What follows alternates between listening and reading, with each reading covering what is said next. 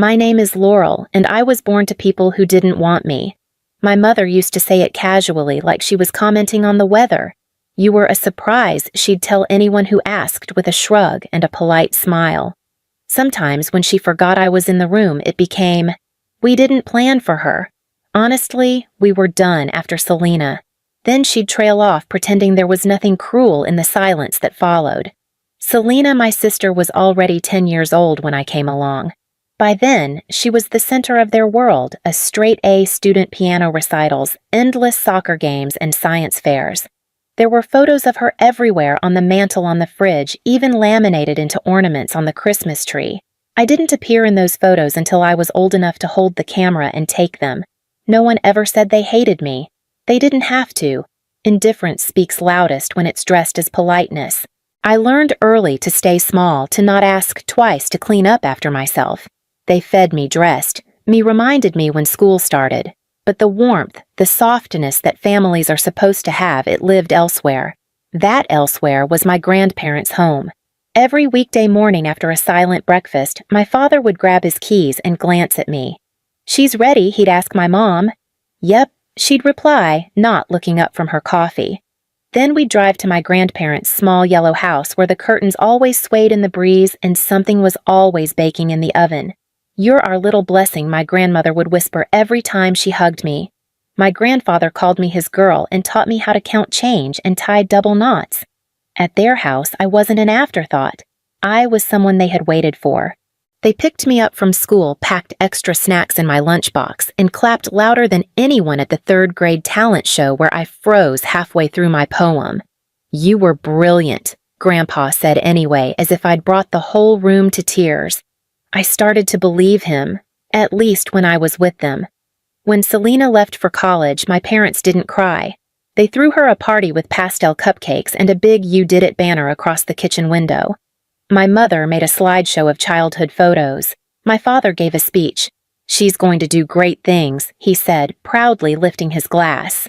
I stood in the corner holding the used paper plates and wondering if they'd ever see me that clearly. The morning after Selena left, everything changed, not with a bang, but with a quiet list taped to the fridge. Dishes, laundry, vacuum upstairs, prep dinner, no signature, just expectation. "Since you're the only one at home now," my mother said that night as I scrubbed the sink, "it's only fair you help more." More became everything. I learned the difference between darks and lights in the wash. How to scrape dried food off pans. How to slice vegetables just right so dinner wouldn't be too mushy. My parents rarely said thank you. They only noticed when something wasn't done. "You live here," my father would say, "you need to contribute." Selena always did, but she hadn't not like this. Selena got a weekly allowance for unloading the dishwasher. I cleaned the whole house before anyone noticed I existed in it. At first, I did it because I didn't know how not to. I was invisible, and invisible girls didn't make demands. But somewhere between the laundry cycles and the silence, something began to shift. I started staying up late, not because I had chores, but because I was browsing college websites on the old family laptop. Oregon State, UC Davis, even NYU, though I knew better than to hope that far. I read admissions blogs the way other kids read fairy tales. I studied dorm layouts and imagined my own name on a mailbox.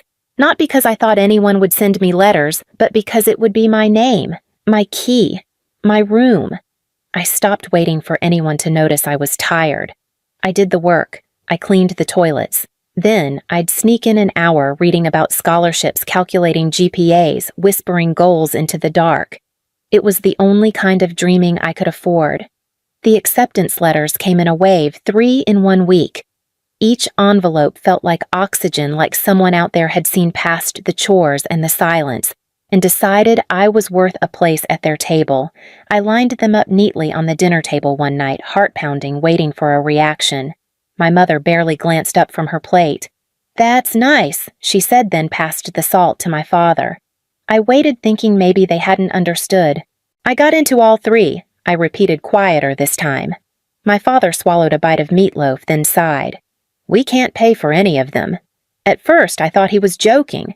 But then my mother put down her fork and added, "We spent most of our savings on Selena's wedding. Even took out a loan for the reception." "You knew that." "But you paid for her college?" I said the words brittle.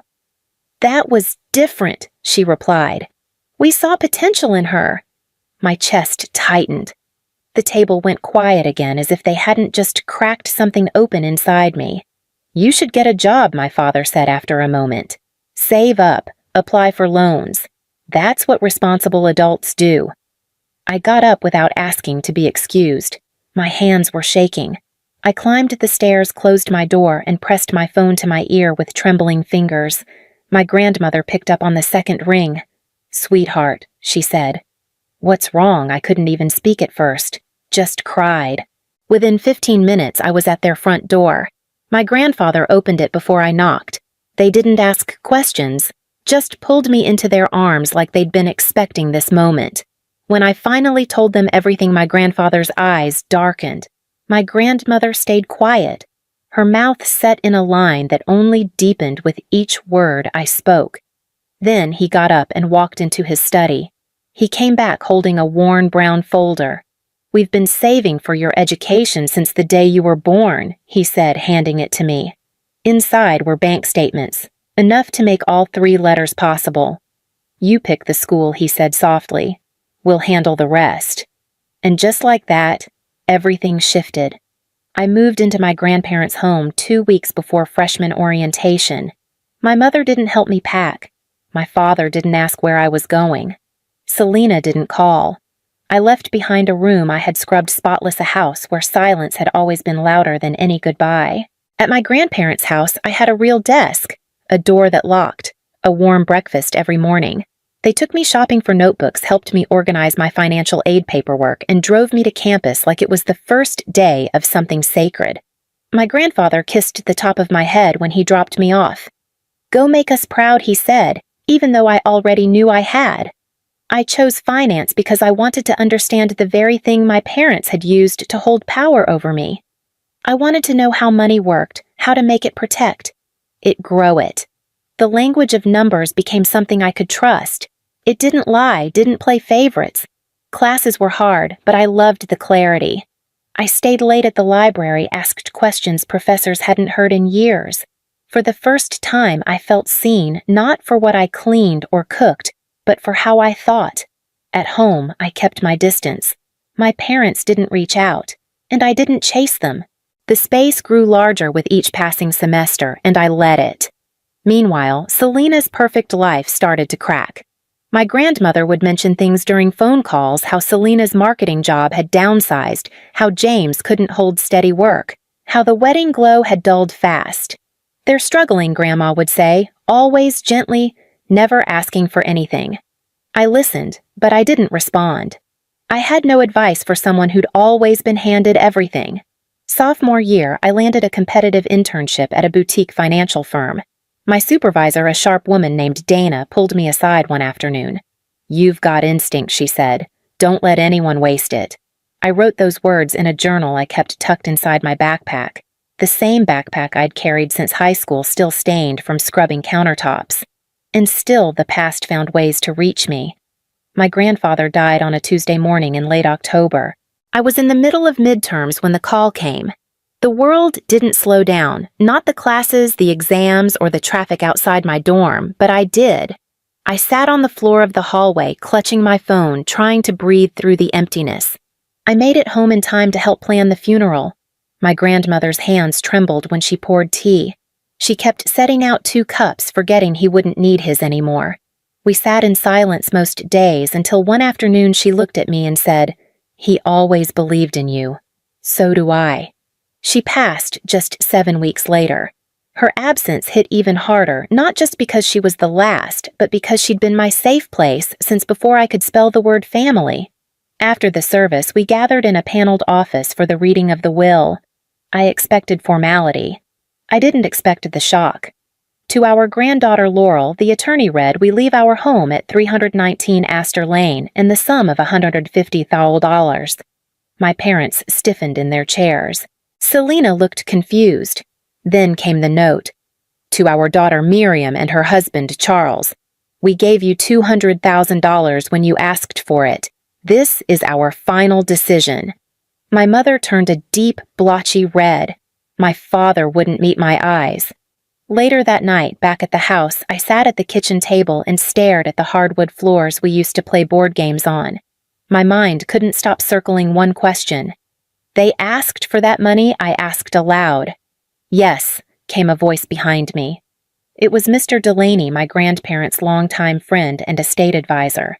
About a year ago. Your grandmother was heartbroken over it. Said she wished they'd waited. Or that she'd said no. I ran my fingers over the deed now in my name. Their house. Their savings. What they'd worked their whole lives to build split between the child they believed in and the ones who only remembered them when they needed rescue. I didn't cry. I just sat there holding the keys in one hand and the weight of everything they'd left behind in the other. Years passed. I worked hard, moved through promotions, saved more than I spent. I never chased luxury, just stability and the kind of dignity my grandparents would have nodded at. I bought my first condo by 26, built an emergency fund by 27, and by 28 I stopped needing to explain myself to anyone. My parents had grown quieter over time. We exchanged holiday texts. Sometimes I visited. Selena and James had moved back in with them after their third failed lease. The house I'd grown up in looked tired now, peeling paint, sagging gutters, too many bodies under one roof. One Sunday dinner, I watched my father rub his knee as he eased himself into a creaky dining chair. My mother winced every time she bent to pick up after Selena's boys. You need a house that fits this stage of life, I said gently. One with no stairs. Safer, more comfortable. They blinked in surprise. I've been saving, I added. I want to buy it for you. They didn't refuse. In fact, they cried. My mother clutched my hand and said, You're too good to us. My father pulled me into a hug I hadn't expected. We toured listings together, eventually finding a one-story ranch with wide doorways, a quiet street, and enough garden space for my mother's fading rose bushes. I paid in full. No loans, no favors, just closure. The papers were drawn up. I met with my lawyer ready to transfer the deed, but something tugged at me. I left the folder unsigned on my desk, thinking I'd do it after the housewarming party they promised to plan. They were thrilled about the party. We'll handle everything, my mother said. You've done enough already. I believed her. Weeks passed. No date. No invites. Whenever I called, they gave vague responses. We want it to be perfect, my father said once. Still picking a good weekend, my mother added another time. It wasn't until I saw Selena's name pop up on a tagged Facebook post that I understood. So excited for Mom and Dad's housewarming this Saturday, she'd written her boys smiling in front of a balloon arch in the background. I stared at the screen. I hadn't been invited. I parked a block away, careful not to draw attention. From the corner of the street, I could already hear the music-light jazz spilling out from open windows, the clink of glass, the hum of laughter. A row of cars lined the driveway, balloons tied to the porch railings. In the distance, I saw my mother wave cheerfully at someone pulling up with a casserole dish. They'd been planning this for weeks. I walked up the path, slowly passing familiar faces I hadn't seen in years. Family friends, second cousins, neighbors who used to ignore me when I was a child scrubbing the porch. No one noticed me now either, though not because I was invisible. I wasn't expected. The front door was unlocked. I stepped into the entryway as my father's voice carried through the living room. It took a lot of sacrifice, but we finally did it. Our forever home. Applause followed. Then my mother chimed in. And of course, Selena was a huge help with the down payment. Always so thoughtful, that girl. She takes care of us, my father added. Not like, well. Some people just get too busy. I took a step forward. Some people, I said, clearly own this house. Heads turned. The music stopped. My parents froze, mid-sip. Laurel. My mother stammered, we didn't expect, you didn't invite me. I cut in. To the party for the house I bought, the house I still own. My father's face shifted into something tight and artificial. Now's not the time for this. Oh, I think it is, I said, pulling the folder from my bag. I opened it slowly, letting the deed catch the light. This house isn't yours. You never signed anything. You've told all these people it is, but it's not. We assumed, my mother said, her voice cracking. You said it was for us. I said I wanted to help you, not be erased. Whispers rippled through the room. Selena looked pale. James stared at his shoes. One of the twins tugged at his balloon string and said, "Why is Auntie Laurel mad?" I turned to face the guests. "Party's over," I said calmly. "This house isn't theirs." And it never was. The room was still as I stood in the center holding the deed like a mirror they couldn't look away from. My parents' smiles had crumbled into something hollow. Selena's mouth opened, but nothing came out. "You told everyone this was your house," I said steady. "You planned to live here with Selena and her family." "You lied." My mother's voice rose desperate. "We're your parents. We thought after everything we thought you'd give it to us." "I was going to," I replied. "At the party you never invited me to.